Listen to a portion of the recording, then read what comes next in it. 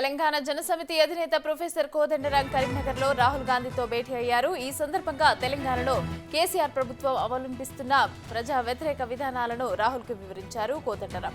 అయితే రాబోయే ఎన్నికల్లో బీఆర్ఎస్ ప్రభుత్వాన్ని గద్దె దింపడమే లక్ష్యంగా ముందుకు వెళ్తామని, ఇందుకోసం తమ పార్టీకి 4 సీట్లు తమకు కేటాయించాలని కోరారు. కేసీఆర్ ప్రభుత్వ ప్రజా వ్యతిరేక విధానాలపైన రూపొందించిన ఓ రిపోర్టును రాహుల్ గాంధీకి అందించారు. ఎల్లారెడ్డి, జహీరాబాద్, కోరుట్ల, ముథోల్ స్థానాలను తమకు కేటాయించాలని కోరారు తెలంగాణ జనసమితి అధినేత professor Kodandaram. PCC chief Revanth Reddy TJS party కార్యాలయానికి వచ్చి చర్చిస్తారని తెలిపారు. ఇక తెలంగాణలో అధికారంలోకి రావడానికి కలిసి పనిచేద్దామని కోదండరాంకు తెలిపారు రాహుల్. తెలంగాణలో కాంగ్రెస్ తొలి విడత బస్ యాత్ర ముగిసింది. ఇక ఈ బస్ యాత్రను ప్రారంభించిన కాంగ్రెస్ అగ్రనేత రాహుల్ గాంధీ 3 రోజుల పాటు బస్ యాత్రలో పాల్గొన్నారు. 3 రోజుల పాటు జరిగిన బస్ యాత్రకు జనం నుంచి భారీ స్పందన వచ్చింది.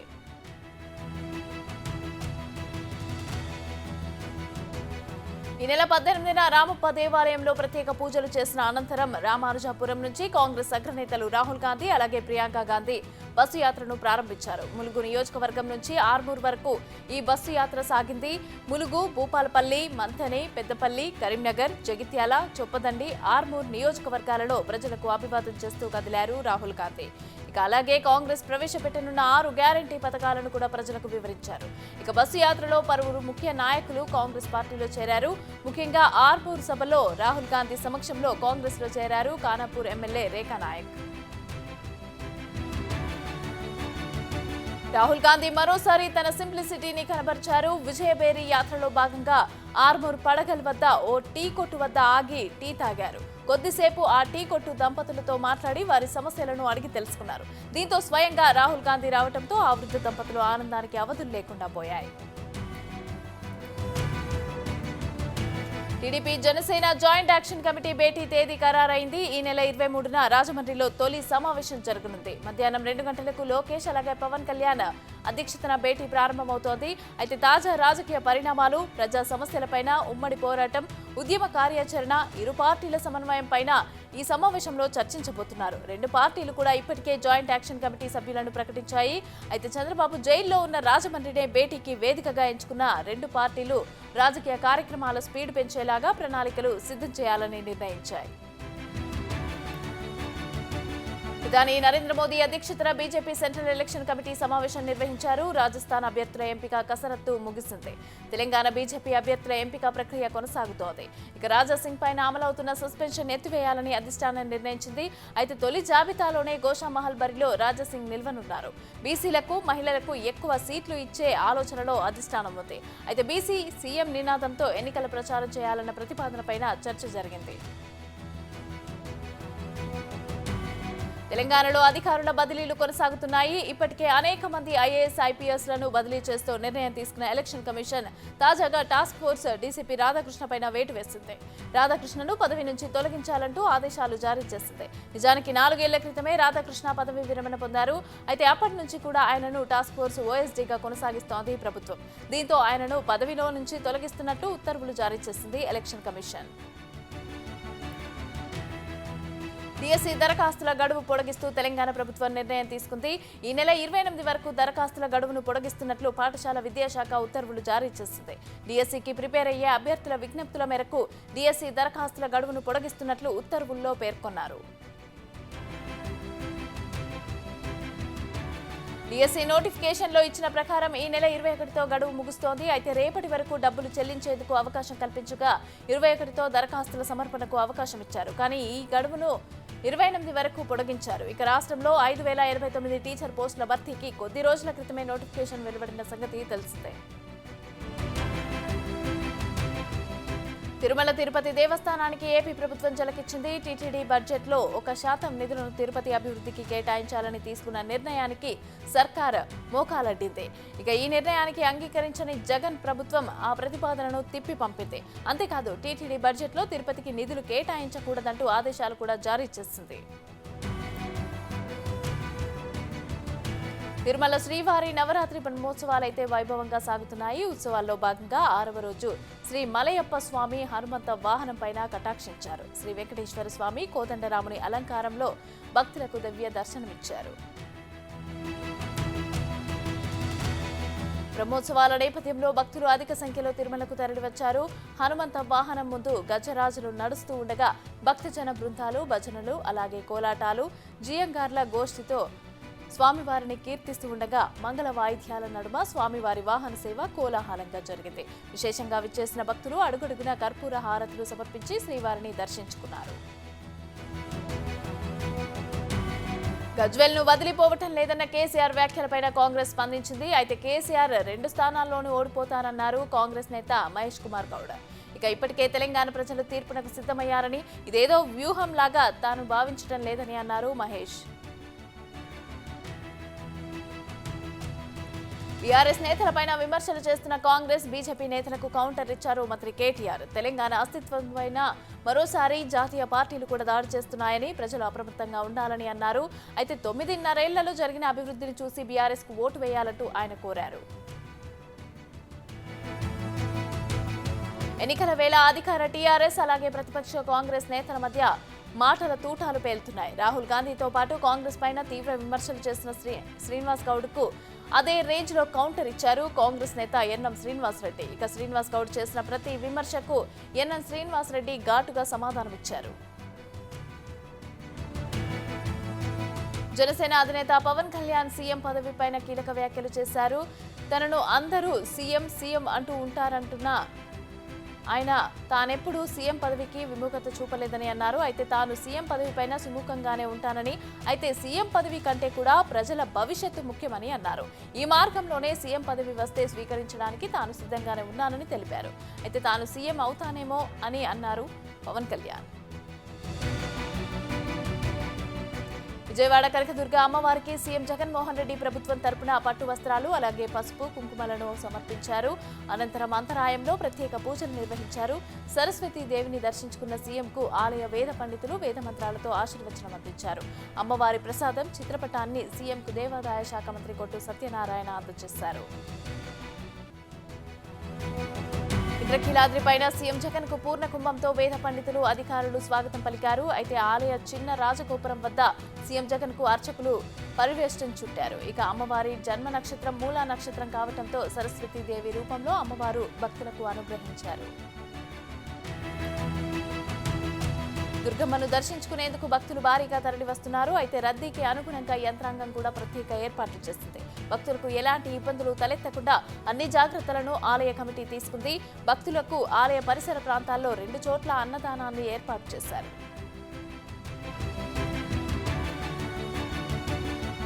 వన్డే ప్రపంచ కప్ సందర్భంగా పెద్దపల్లి జిల్లా మడిపల్లి గ్రామంకి చెందిన గిరిజన గురుకుల ఆర్ట్ టీచర్ రజనీకాంత్ తనదైన శైలిలో శుభాకాంక్షలు తెలిపారు.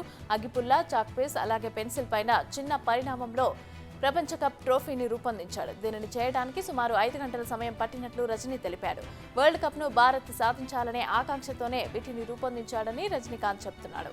ఇక ఈ సూక్ష్మఖండాలను చూసిన స్థానికులు రజనీకాంత్ ప్రతిభకు అభినందనలు తెలిపారు. ప్రజల కోసం సోనియా గాంధీ తెలంగాణ ఇస్తే అది కాస్త దురళమయం అయ్యిందంటూ తీవ్ర స్థాయిలో బీఆర్ఎస్ పైన మండిపడ్డారు కాంగ్రెస్ నేత రాహుల్ గాంధీ. ఇక ఆర్మూర్లో ప్రసంగించిన ఆయన సీఎం కేసీఆర్ అలాగే ప్రధాని మోదీ పైన తనదైన శైలిలో పంచులు వేశారు. తెలంగాణ ప్రజలతో గాంధీ కుటుంబానికి ఉన్న రాజకీయ బంధం కాదని, ఆత్మీయ బంధమని అన్నారు రాహుల్ గాంధీ. నల్గొండ జిల్లాలో యాదవుల సంక్షేమ పంపిణీలో అవకతవకలు జరిగాయనే ఆరోపణలు వినిపిస్తున్నాయి. సర్వారంలో జరిగిన గొర్రెల పంపిణీలో అవకతవకలపైన బిగ్ టీవీలో ప్రసారమైన కథనానికి కొందరు స్పందించారు. ఇప్పుడు గొర్రెలు అమ్ముకున్నామని చెప్తున్న వారు గతంలో వారికిచ్చిన గొర్రెలు ఎక్కడున్నాయో చూపించాలి అంటూ ఫోన్లలో మాట్లాడుకున్న ఆడియోలు వైరల్గా మారాయి. నకరికల్ నియోజకవర్గంలో కాంగ్రెస్ పార్టీ భారీ మెజార్టీతో విజయం సాధించబోతోందని ధీమా వ్యక్తం చేశారు మాజీ ఎమ్మెల్యే నకరికల్ కాంగ్రెస్ పార్టీ అభ్యర్థి వేముల వీరేశం. కాంగ్రెస్ పార్టీ మేనిఫెస్టోలో ప్రవేశపెట్టిన 6 గ్యారంటీ స్కీమ్లను ప్రజలు అమితంగా విశ్వసిస్తున్నారని ఆయన అన్నారు. ఇక త్వరలోనే జరగనున్న సార్వత్రిక ఎన్నికల్లో కూడా బీఆర్ఎస్ ప్రభుత్వానికి ప్రజలు చరమగీతం పాడబోతున్నారని తెలిపారు. తెలుగు రాష్ట్రాల్లో అతిపెద్ద పండుగైన దసరా పర్వదినంపైన జనాల్లో ఆందోళన నెలకొంది. ఈ నెల 23, 24వ తేదీలో ఏ రోజు పండుగ జరుపుకోవాలో తెలియని అయోమయంలో ఉన్నారు. కొందరు పండితులు 23వ తేదీన జరుపుకోవచ్చని సూచిస్తుంటే 24 నాడే జరుపుకోవాలని అంటున్నారు. దీంతో ఏది నిజం అనేది తేల్చుకునేందుకు క్యాలెండర్లు తిప్పేస్తున్నారు. అయితే తిథులు లెక్కిస్తున్నారు ఏపీ తెలంగాణ వాసులు. అధర్మం పైన ధర్మం, అసత్యం పైన సత్యం సాధించిన విజయానికి చిహ్నంగానే విజయదశమి ప్రసిద్ధిగాంచింది. ఈ పండుగను తెలుగు రాష్ట్రాల ప్రజలు అత్యంత వైభవంగా జరుపుకుంటూ ఉంటారు. ప్రతి ఏటా ఆశ్వయుజ మాస శుద్ధ దశమి నాడు జరుపుకునే ఈ పర్వదినం వెనుక ఎన్నో పురాతన గాథలు కూడా ఉన్నాయి. ఇక విజయదశమి రోజు దుర్గామాత మహిషాసురుడిని వధించిందని ఓ కథనం చెప్తూ ఉంటే, రావణ్ను చంపి సీతమ్మను రాక్షసుల చెర నుంచి విడిపించిన రాముడు అయోధ్యకు తిరిగి వస్తాడని మరో కథనం చెబుతోంది. పాండవుల గాథ కూడా విజయదశమికి ముడిపడి ఉంది. పాండవులు వనవాసం వెళ్తూ జమ్మి చెట్టు తమ ఆయుధాలను తిరిగి తీసిన రోజని పురాణాలు చెబుతున్నాయి. అందుకే ఈ పండగ సందర్భంగా ఆయుధ పూజతో పాటుగా జమ్మి చెట్టును కూడా పూజించి అందరికీ విజయం సిద్ధించాలని కోరుకుంటూ జమ్మిని ఇచ్చిపుచ్చుకొని శుభాకాంక్షలు చెప్పుకుంటారు. వరంగల్ భద్రకాళి ప్రధాన అర్చకులు 23వ తేదీనే దసరా పండుగను జరుపుకోవాలని అంటున్నారు. అయితే వర్షకృత్య ప్రతిపాకలో శ్రావణ నక్షత్రం మధ్యాహ్నం వ్యాపి అయి ఉండటంతో పాటుగా సాయంత్రం తిథి వస్తున్నందున ఆ రోజే దసరా పండుగను జరుపుకోవాలని తెలిపారు. అయితే సిద్ధాంతులంతా కూడా కలిసి తెలంగాణ విద్యాసభ తీసుకున్న నిర్ణయం కూడా కారణంగానే 23వ తేదీనే పండుగను జరుపుకోవాలని సూచిస్తున్నారు.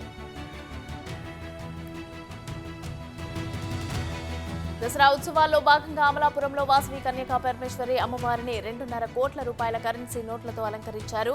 నవరాత్రుల్లో భాగంగా అమ్మవారు మహాలక్ష్మి అవతారంలో భక్తులకు దర్శనమిస్తున్నారు. కరెన్సీ అలంకరణతో ఉన్న అమ్మవారిని దర్శించుకునేందుకు కోనసీమ నలుమూలల నుంచి భక్తులు ఆలయానికి పోటెత్తారు. అమలాపురం డీఎస్పీ అంబికా ప్రసాద్ అమ్మవారి సేవలో తరించారు.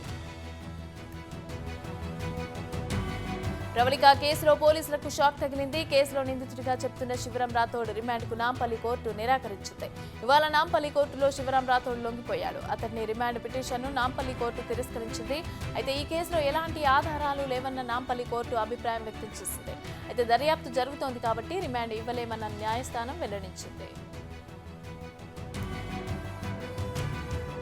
ప్రకాశం జిల్లా స్టాంపు పేపర్ల కుంభకోణం పైన సిఐడి విచారణ జరగనుందా అంటే అవుననే సమాధానం వినిపిస్తోంది. మొత్తం స్కామ్ పైన సిఐడితో విచారణ జరిపించాలన్న మాజీ మంత్రి బాలినేని శ్రీనివాసరెడ్డి డిమాండ్కు ఆంధ్రప్రదేశ్ ప్రభుత్వం తలొగ్గింది. ఈ క్రమంలో ఏపీ సిఏఓ కార్యాలయం అంగీకారం తెలిపింది. అయితే దీంతో కాస్త మెత్తబడ్డ బాలినేని శ్రీనివాసరెడ్డి గతంలో ప్రభుత్వానికి సరెండర్ చేసిన గన్మెన్లను కూడా వెనక్కి తీసుకుంటున్నట్లు ప్రకటించారు. అయితే ఒంగోలు పోలీసుల తీర్పైన బాలినేని ఇప్పటికీ అసంతృప్తిగానే ఉన్నారు. గజ్వేల్ నియోజకవర్గ నేతల భేటీలో సీఎం కేసీఆర్ కీలక వ్యాఖ్యలు చేశారు. గజ్వేల్ రుణం తీర్చుకోలేనిది అన్న కేసీఆర్ కామారెడ్డిలో పోటీ చేయడానికి ప్రత్యేక కారణం ఉందని అన్నారు. ఇక 2 చోట్ల గెలిచినా గజ్వేల్ను వదులుకోనని కేసీఆర్ చెబుతున్నారు. అయితే గజ్వేల్లో అసంతృప్తులు రేగటంతో ఇక కేసీఆర్ ఆందోళనలో ఉన్నట్లు స్పష్టంగా కనిపిస్తోంది. అయితే అసంతృప్త నేతలతో ఆయన అత్యవసరంగా సమావేశమయ్యారు. అయితే గజ్వేల్ నుంచే ప్రాతినిధ్యం వహిస్తారంటూ నేతలకు భరోసా ఇచ్చారు. జూబ్లీహిల్స్ పబ్లిక్ స్కూల్ మాజీ చైర్మన్ రేప్ కేసులో ఇరుక్కున్నాడు. పని మనిషిపైన అత్యాచారం చేసిన మురళీ ముకుంద్ పైన కేసు నమోదైంది. ఆయన కొడుకు ఆకాష్ పైన కూడా బాధితురాలు ఫిర్యాదు చేసింది. తన వీడియోలు తీసి బెదిరించి అత్యాచారం చేశారని ఫిర్యాదులో పేర్కొంది. గతంలోనూ అనేక వివాదాల్లో మురళీ ముకుంద్ ఇరుక్కున్నారు. జూబ్లీహిల్స్ హౌసింగ్ సొసైటీలో కార్యదర్శిగా అనేక అక్రమాలకు మురళీ ముకుంద్ పాల్పడ్డారని ఆరోపణలు ఆయన పైన ఉన్నాయి. ఇక కార్యదర్శిగా నిధులు కాజేశారని గతంలో కేసు నమోదైంది. జూబ్లీహిల్స్ పబ్లిక్ స్కూల్లో తనిఖీకి వచ్చిన విద్యాశాఖ అధికారులపైన కూడా మురళీ ముకుంద్ దాడి చేశారనే ఆరోపణ ఉంది.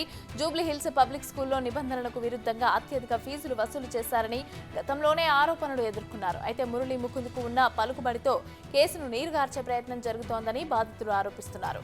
బాధితురాలు తన ఇంట్లో దొంగతనం చేసిందంటూ మురళీ ముకుంద్ కొత్త కథ అల్లుతున్నారు.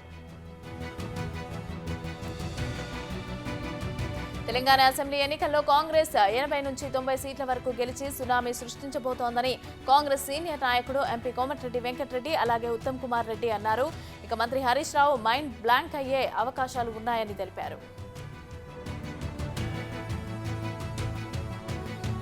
బేతంచర్లలో జరిగిన కిడ్నాప్ కేసును ఛేదించారు నంద్యాల జిల్లా పోలీసులు. అయితే జూన్ 5న జరిగిన ఈ కేసులో భారీగా నగదు స్వాధీనం చేసుకున్నారు. ఘటనకు బాధితులైన బాధ్యులైనటువంటి అనంతపురానికి చెందిన నరేష్ అలాగే భాస్కర్తో పాటుగా కర్ణాటకకు చెందిన రఘును కూడా అరెస్టు చేశారు. వారి నుంచి 2.66 కోట్ల నగదు స్వాధీనం చేసుకున్నారు. ఇక గతంలో 11 మందిని అరెస్టు చేసి 40 లక్షల రూపాయలను రికవరీ చేశారు. కాంట్రాక్టర్ నాగిరెడ్డి కొడుకు మనవడు అలాగే డ్రైవర్ను కూడా కిడ్నాప్ చేసి 4 కోట్లను ముఠా దోచుకుంది. రాష్ట్రంలో సంచలనం రేపిన ప్రవళిక సూసైడ్ కేసు రోజుకొక మలుపు తిరుగుతోంది. అయితే గ్రూప్స్ పరీక్షలు వాయిదాతోనే ప్రవళిక ఆత్మహత్యకు పాల్పడిందని విద్యార్థులు అలాగే అభ్యర్థులు పెద్ద ఎత్తున ఆందోళనకు దిగారు.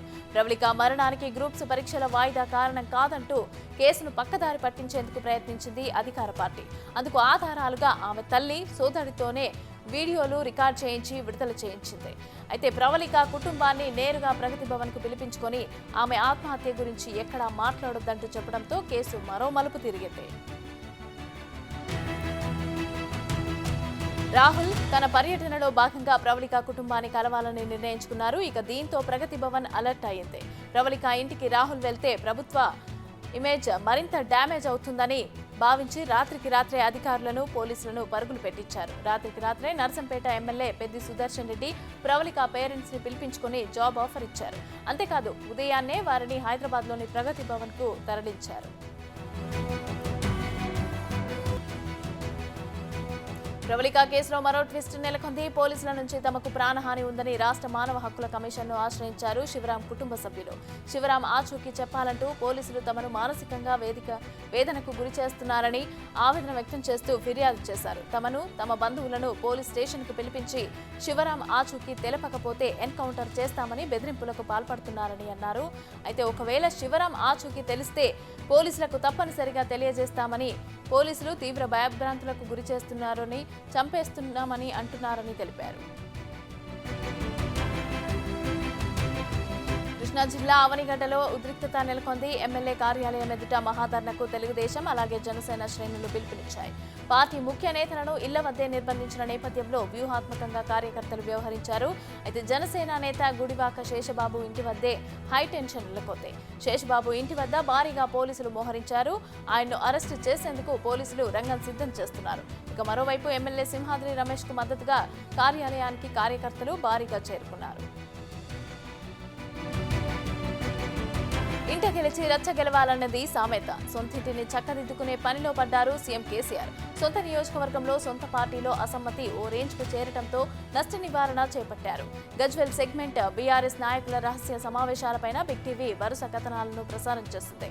బీజేపీలో చేరేందుకు స్థానిక నేతలు ప్రజాప్రతినిధులు సిద్ధమయ్యారు. ఇక ఇదే అంశంపైన ఎక్స్క్లూజివ్ గా కథనాలు ప్రసారం చేసింది బిగ్ టీవీ.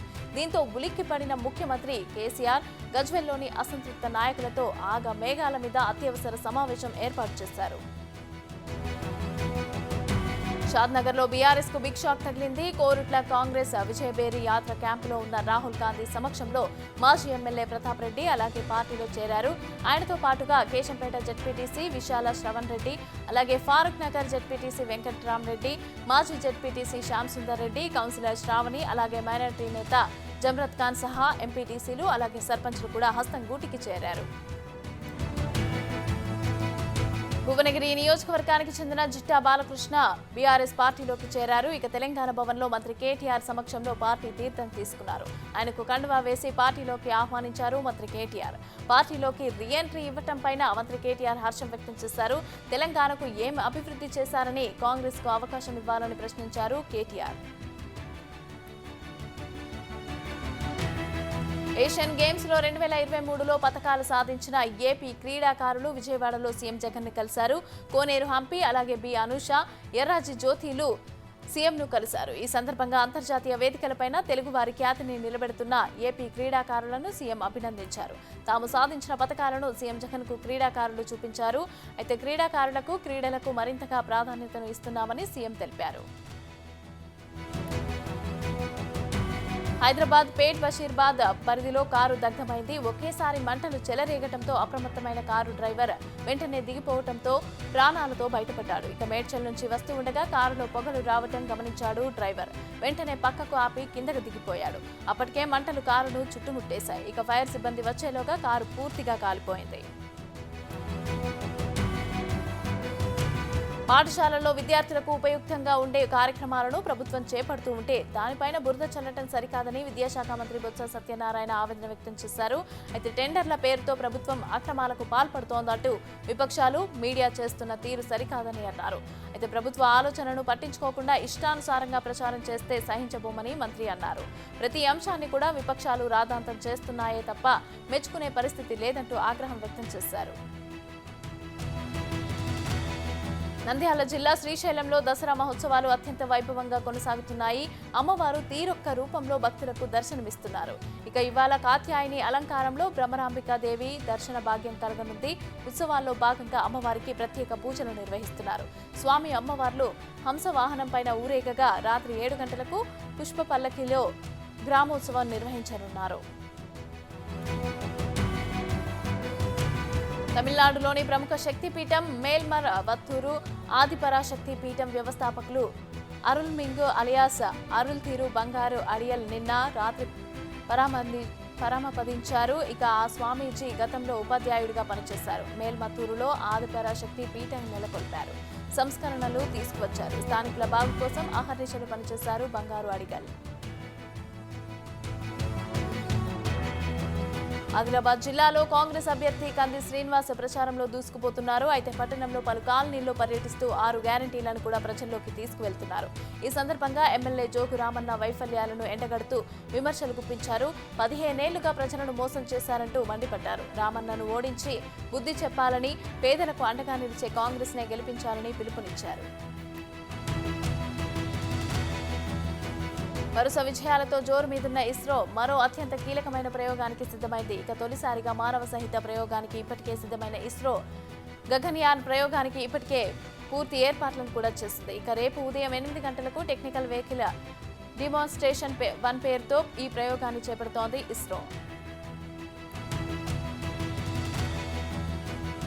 ఆస్ట్రోనాట్స్ ప్రయాణించే క్రూ మాడ్యూల్ రాకెట్ పైన తొలి పరీక్షను ఇస్రో చేపట్టనుంది. అయితే ఈ ప్రయోగం కోసం ఇస్రో టీవీ D1 అనే ప్రయోగాత్మక రాకెట్ ను సిద్ధం చేస్తుంది. దీని సహాయంతో క్రూ మాడ్యూల్ ను అంతరిక్షంలోకి పంపిస్తోంది. రాకెట్ కొంత ఎత్తుకు చేరుకున్నాక ఎస్కేప్ సిస్టమ్ కు క్రూ మాడ్యూల్ ను రాకెట్ నుంచి వేరు చేస్తోంది. ఆ తర్వాత క్రూ మాడ్యూల్ తిరిగి బంగాళాఖాతంలో పడుతోంది. ఇండియన్ నేవీ సహాయంతో క్రూ మాడ్యూల్ ను ఇస్రో తిరిగి స్వాధీనం చేసుకోనుంది. అయితే అందులోని డేటా ఆధారంగానే rocket escape system, crew module పనితీరును విశ్లేషించనున్నారు సైంటిస్టులు. అత్యవసర సందర్భాల్లో వినియోగించే ఎస్కేప్ సిస్టమ్ను పనితీరును ఇస్రో ఈ ప్రయోగం ద్వారా పరీక్షిస్తోంది.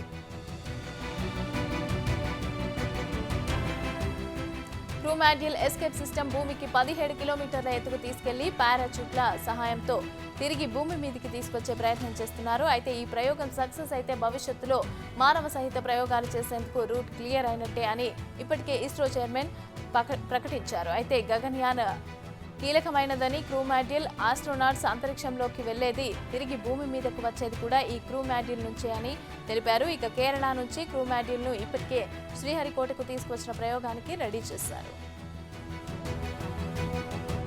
ప్రపంచవ్యాప్తంగా ఉన్న తమ దేశ ప్రజలను సెక్యూరిటీ అలర్ట్ జారీ చేసింది అమెరికా. అయితే అనేక దేశాల్లో అమెరికా ప్రజలు, ఎంబసీలు, దౌత్యవేత్తలపైన దాడులు, నిరసనలు జరిగే అవకాశం ఉందని, అందువల్ల యుఎస్ సిటిజన్స్ అత్యంత అప్రమత్తంగా ఉండాలని హెచ్చరించింది. ఇక టూరిస్టు ప్రాంతాల్లో అత్యంత జాగ్రత్తగా ఉండాలని సూచించింది.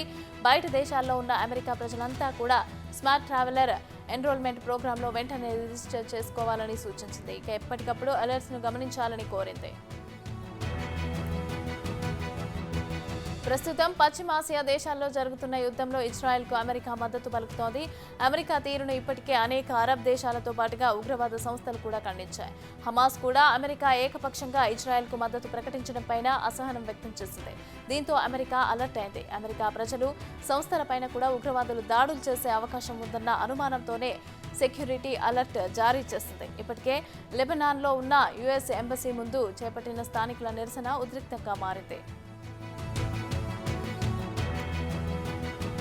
హైదరాబాద్ క్రికెట్ అసోసియేషన్ కొత్త అధ్యక్షుడిగా జగన్మోహన్ రావు ఎన్నికయ్యారు. అయితే హెచ్సీఏ ఎన్నికల్లో జగన్మోహన్ రావు విజయం సాధించారు. United members of HCA panel తరపున అధ్యక్ష పదవికి పోటీ పడిన జగన్మోహన్ రావు తన ప్రత్యర్థి అమర్నాథ్ పైన 1 ఓటు తేడాతో గెలుపొందారు.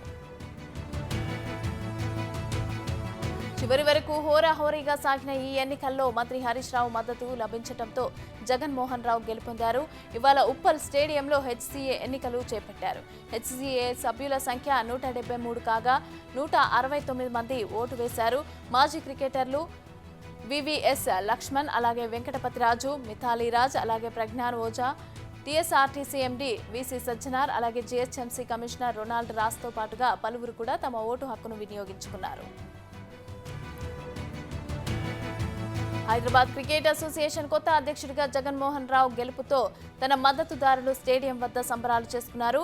ప్రస్తుతం హ్యాండ్బాల్ అసోసియేషన్ ఆఫ్ ఇండియా సెక్రటరీగా ఉన్నారు. అయితే జగన్మోహన్ రావు ప్రస్తుతం 6 సభ్యులతో కొత్త హెచ్సీఏ ప్యానెల్ ఎన్నికైంది. వైస్ ప్రెసిడెంట్గా దల్జిత్ సింగ్, కౌన్సిలర్గా Sunil Kumar, treasurer Srinivas, joint secretary Basavaraju, సెక్రటరీగా దేవరాజు ఎన్నికయ్యారు. వన్డే ప్రపంచ కప్లో ఆస్ట్రేలియా 2వ విజయాన్ని తన ఖాతాలో వేసుకుంది. అయితే బెంగళూరు వేదికగా పాకిస్తాన్తో జరిగిన మ్యాచ్లో 62 పరుగుల తేడాతో ఘన విజయం సాధించింది. 368 పరుగుల భారీ లక్ష్యంతో బ్యాటింగ్ ప్రారంభించిన పాక్ను 305 పరుగులకే ఆలౌట్ చేసింది.